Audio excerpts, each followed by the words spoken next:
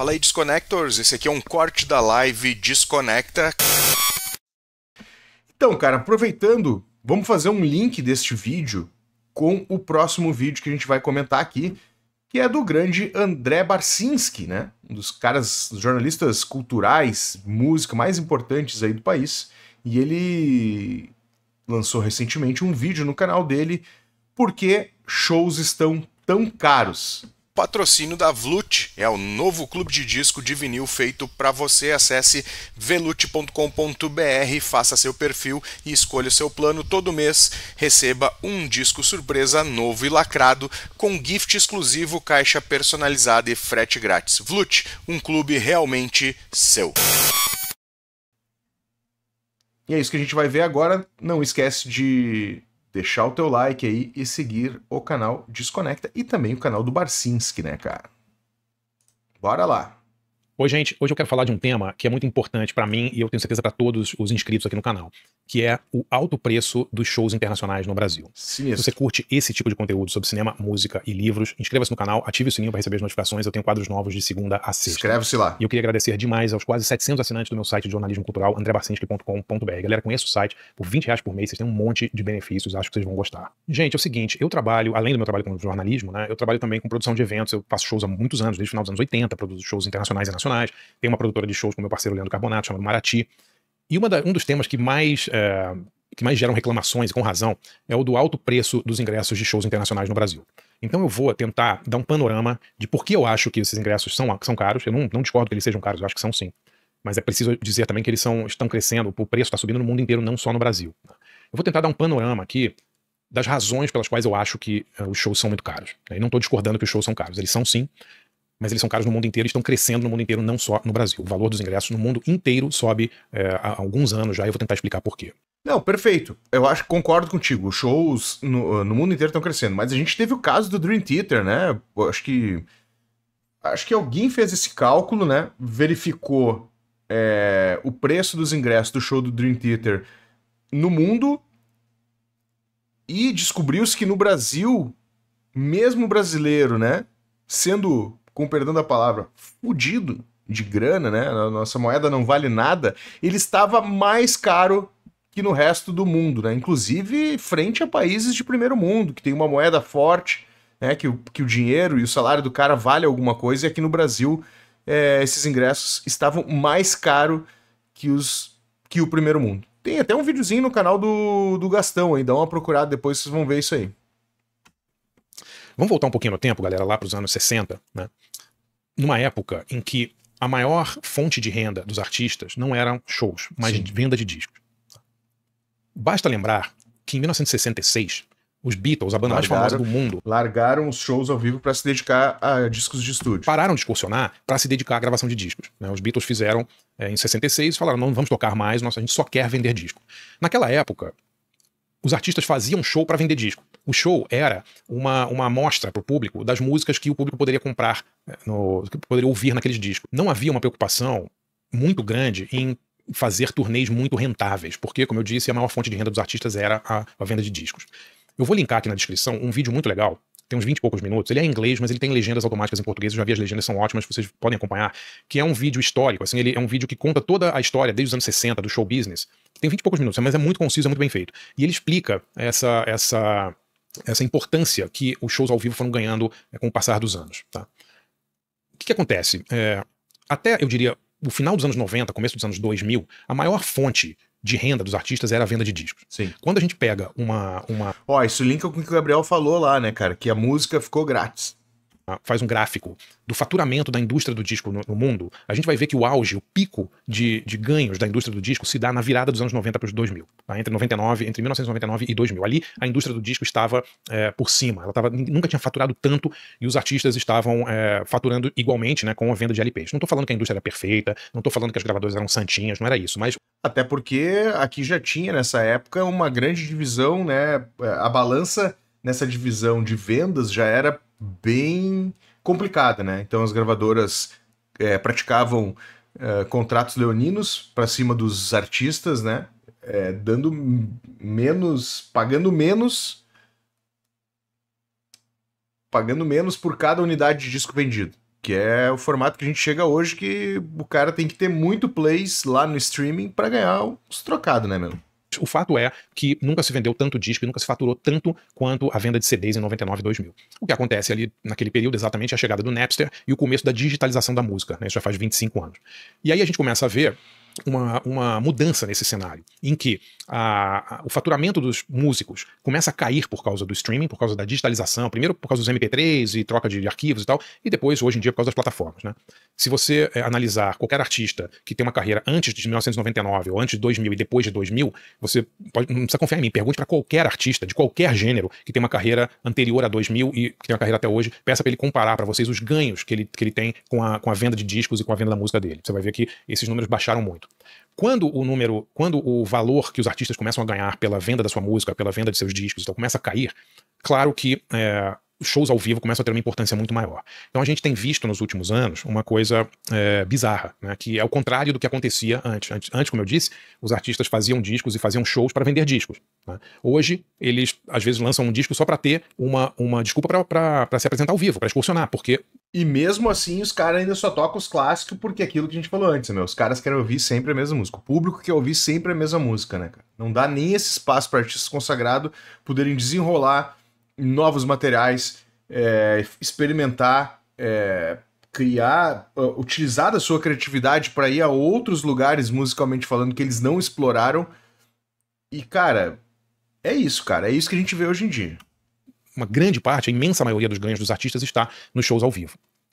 Então, assim, a importância das apresentações ao vivo nos últimos 20 anos, ela aumentou muito com a digitalização da música. Isso é um fato, assim, inquestionável, né? Nesse vídeo que eu linkei aí na descrição, que eu realmente recomendo que vocês assistam, eles falam muito do mercado americano, mas eles explicam também como a monopolização do mercado de venda de ingressos e de promoção de shows vem criando uma inflação, vem inflacionando o mercado e tornando shows muito mais caros para os fãs. Basicamente, ali nos anos 90, a gente começa... Acho que a Live Nation, né, uma das empresas responsáveis por isso, tem uma outra. Ticketmaster, acho que é internacional também, né? Posso estar falando bobagem, mas vamos ver aí o que o grande Barcinski tem aí. A ver, nos Estados Unidos, isso tem consequências no mundo todo, um início de um processo de consolidação e monopolização do mercado, desses mercados de venda de ingresso e de promoção de shows. Vocês vão lembrar que, no meio dos anos 90, o Pearl Jam começou a protestar contra a Ticketmaster, né? Ticketmaster que era uma gigante já do setor de venda de ingressos nos Estados Unidos nessa época, e hoje ela controla 80% das vendas de ingressos nos Estados Unidos. Inclusive o The Cure aí na sua tour que ele tá fazendo logo depois do último álbum que ele lançou, cara, eles fizeram uma campanha violenta aí contra a Ticketmaster para baixar esses preços finais de ingressos de shows, né, cara? Então tu ainda tem bandas que têm uma consciência muito forte, né? O problema é lutar contra conglomerados como esses, né, cara? Não é fácil, cara. Não é fácil. Tá cansado de estar mergulhado no digital, nos feeds, né, de Instagram, TikTok, coisas do gênero, cara? Saca essa proposta que eu tenho pra te fazer, cara. Entre no Rock Book Club, uma parceria entre o canal aqui Desconecta e também o canal da Nômade Cósmica, capitaneado pela Ana, né, cara? Todos os meses a gente tem um encontro pra falar de uma biografia de artistas do rock. Pra participar, cara, entra no link aqui abaixo que está pinado nos comentários. Tem ramificações no mundo inteiro, inclusive no Brasil. Qual era o problema do Pearl Jam? Era que eles não conseguiam fazer um show que não tivesse seus ingressos vendidos pela Ticketmaster. Eles levaram isso até ao Departamento de Justiça americano. Tem imagens do Stone Gossard, do Jeff Ament, depondo, explicando por que eles gostariam de usar outra etiqueteira, mas que era impossível, porque basicamente a Ticketmaster tinha o monopólio da venda de ingressos nos Estados Unidos. Galera, isso dos anos 90 pra cá só piorou e muito, né? Por quê? Porque a Ticketmaster se juntou com a Live Nation, que é a maior promotora, digamos, de shows do mundo, e elas são hoje uma empresa só, e eles dominam, basicamente, uma parcela gigantesca do mercado de shows. Então, basicamente, é muito difícil para um artista hoje nos Estados Unidos e em muitos países da Europa fazer um show sem estar, de alguma maneira, ligado a essas duas empresas, né? Porque elas controlam as casas de espetáculo, elas são donas de milhares de casas de espetáculo, centenas no mundo inteiro, controlam as bandas, porque elas têm acordos elas agenciam centenas, milhares de bandas, né? E controlam a venda de ingressos, né? Então, assistam esse vídeo, é um vídeo muito explicativo, eu acho que vale muito a pena vocês verem, é muito, muito interessante, porque mostra exatamente como esse processo de monopolização, monopólio é ruim pra tudo, galera, né? Monopólio é péssimo pra tudo, especialmente para controle de preços e para uma competição saudável, né? Quando você tem um monopólio, o monopolista ele tem o poder de botar o preço basicamente que ele quer, né? E é ruim também, principalmente pra cultura, né, cara? Que onde deveriam se explorar a diversidade e acaba todo mundo comendo na mão de um grupo, de um conglomerado só, e esses caras só abrem espaço pra quem está na mídia. E vem todo, né, todo desenrolar da parada, né, meu? E aí a gente tá nesse caos que tá hoje, né? E isso aí, somado ao fato de que nos últimos anos, o streaming parou de pagar decentemente aos artistas, eles só ganham grana com show. 2, a gente teve em 2000 a 2022 um acontecimento terrível que foi a pandemia, que causou aumento absurdo no preço de passagens, aumento absurdo no preço de fretes internacionais, dificultou muito as viagens internacionais. Então a gente tem todo um cenário, né, tanto corporativo quanto social, né, que está tornando o mercado de shows cada vez mais monopolizado e cada vez mais rico para poucos, né? E muito, muito pouco acessível para a maioria, né? A gente tem visto nos últimos anos uma queda absurda do número de casas noturnas pequenas, muita gente fechando nos Estados Unidos e na Europa, no Brasil também. A pandemia foi um massacre para muitas casas noturnas, né? A situação da monopolização e dessa consolidação é tão perigosa que em 2024 o Departamento de Justiça americano fez um processo contra a Ticketmaster e a Live Nation por monopólio. Eles querem quebrar o monopólio de venda de ingressos da Ticketmaster e de promoção de shows da Live Nation. Isso está detalhado bastante nesse vídeo que eu linkei na descrição, que eu sugiro que vocês vejam. Falando um pouco do Brasil, né? O Brasil tem algumas peculiaridades, né, que fazem com que os shows sejam mais caros aqui do que em outros lugares do mundo. É um país continental que fica isolado geograficamente, né? Quando uma banda faz uma turnê na Europa, você consegue excursionar em 10, 12 países de van, né? Você vai de um país para o outro, todo mundo já viajou na Europa, sabe. No Brasil isso é impossível, né? As distâncias dentro do Brasil são distâncias continentais. Se uma banda faz um show em São Paulo e outro no Recife, essa distância daria para eles tocarem em 5 países diferentes na Europa, né? Então começa daí, né? O custo da logística de transporte, tudo é um custo absurdo, né? A gente tem o problema do dólar, que é muito, muito importante. Posso dar um exemplo. A gente está trazendo agora em 2025 uma banda que veio em 2011. Em 2011, o dólar estava R$ 1,53. Hoje está R$ 6. Ou seja, sem nenhum tipo de inflação, só em termos, em números absolutos em real, a banda já estaria ganhando 4 vezes mais. O cachê dela ainda dobrou, mais do que dobrou de 2011 para cá, em dólar. Então eu posso garantir que quem fez o show em 2011 pagou 10 vezes menos pela banda do que a gente que está fazendo em 2025. Caralho, velho. 2025. Claro, tem a inflação, mas essa inflação não dá 10 vezes, não dá 1000%, né? Então, assim, tem todos esses fatores. Tem o fator do Brasil ser um país muito difícil de organizar excursões, porque a banda que vem para o Brasil, ela só consegue tocar no Brasil, talvez na Argentina, no Chile, né? Quando você está nos Estados Unidos ou na Europa, você faz 20, 30, 40 shows, e o custo total dessa turnê é diluída pelo número de shows, e no Brasil isso não acontece.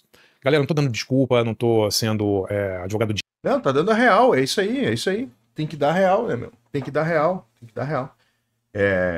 O custo para trazer uma banda internacional ficou salgadíssimo. O Brasil, ele não tem o que os Estados Unidos, por exemplo, que é um país tão grande quanto o Brasil, né, um país continental, ele não tem um circuito formado, assim como um circuito de shows formado, de casas noturnas, né, de todo o ecossistema formado como teve os Estados Unidos. Quando iniciou nos anos 80 e culminou ali com os anos 90, com o movimento grunge, né? Então a gente teve uma forte criação nos anos 80 com as bandas independentes, que culminou com o movimento grunge, né? Acabou lá, se formou, e a partir dali se consolidou todo um circuito, né? Seja ele alternativo ou mainstream, mas que mantinha saudavelmente essa cena. Tu pegar uma banda hoje, que ele tava falando, né? Que, pô, o cara vai tocar em São Paulo, para tocar em Recife, o cara tem que fazer essa perna de avião.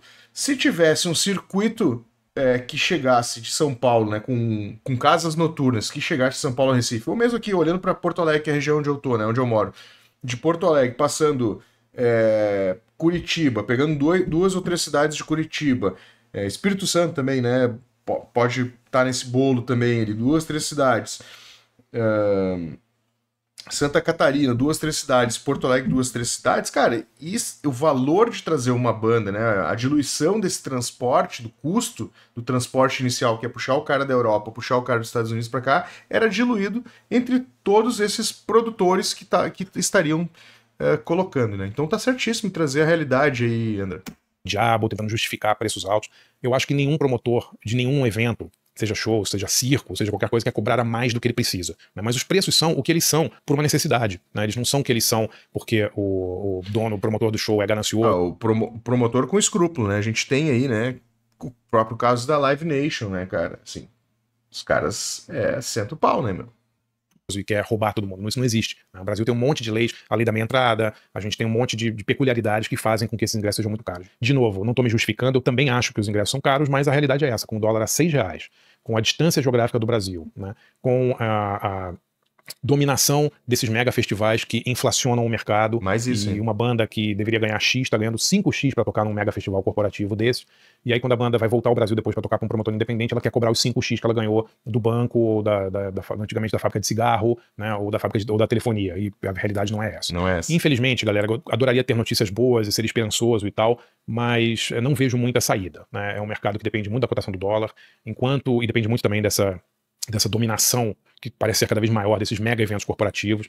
Então, assim, nos resta tentar fazer shows com bandas que a gente gosta, tentar diminuir ao máximo o preço, mas chega uma hora que ou você faz e cobra o que você precisa cobrar para não ter prejuízo e não perder todo o seu dinheiro, ou você não faz o show. Né? Então, infelizmente, é isso. Agora, de novo, galera, assistam esse vídeo, é muito bem feito, dá um panorama geral sobre essa monopolização que ocorre no mercado de shows, e eu torço para que esse processo do Departamento de Justiça americano vá fundo e realmente quebre esse monopólio, porque só com a competição entre tiqueteiras e só com a competição entre promotores de shows, eu acho que os valores pagos a bandas e os valores cobrados de público possam voltar a serem minimamente razoáveis. Se você curte esse tipo de quadro sobre cinema, música ou literatura, conheça meu site de jornalismo cultural, andrebarcinski.com.br. Por R$20 por mês, vocês têm um monte de benefícios, lá, são 18 a 20 textos inéditos exclusivos. E assine o Barcinski, né, cara? É um cara que tá há muito tempo aí no mercado, né, cara? Tem um livro maravilhoso que é O Barulho, tem outro aí do Zé do Caixão. Enfim, cara, o cara, além de tudo, ainda faz shows e eventos, né? Abriu o canal dele agora há pouco tempo. É um cara sensacional e muito lúcido quanto às suas explicações aí, né, cara? Ele deu a real aí, né, meu? A gente passa por um momento muito, mas muito complicado em diversas formas. Além de tudo, tem, né, questões geográficas, como ele bem falou, essa falta do circuito de locais para se tocar no Brasil, eles não se conversam, né? Tipo assim, às vezes acaba saindo muito caro para outras regiões, né? Então, assim, acaba não conseguir fechar várias datas já é complicado. Agora, tu imagina fazer realmente o circuito onde cada estado tenha duas, três casas noturnas que possam trazer esses caras para que a turnê seja saudável, né? Botar esses caras dentro de um tour bus bacana e fazer com que essa parada role legal, assim, né? Então, tá complicado mesmo. Fala aí, Disconnectors, esse aqui é um corte da live Desconecta com um patrocínio da Vlut. É o novo clube de disco de vinil feito para você. Acesse velut.com.br, faça seu perfil e escolha o seu plano. Todo mês receba um disco surpresa novo e lacrado com gift exclusivo, caixa personalizada e frete grátis. Vlut, um clube realmente seu.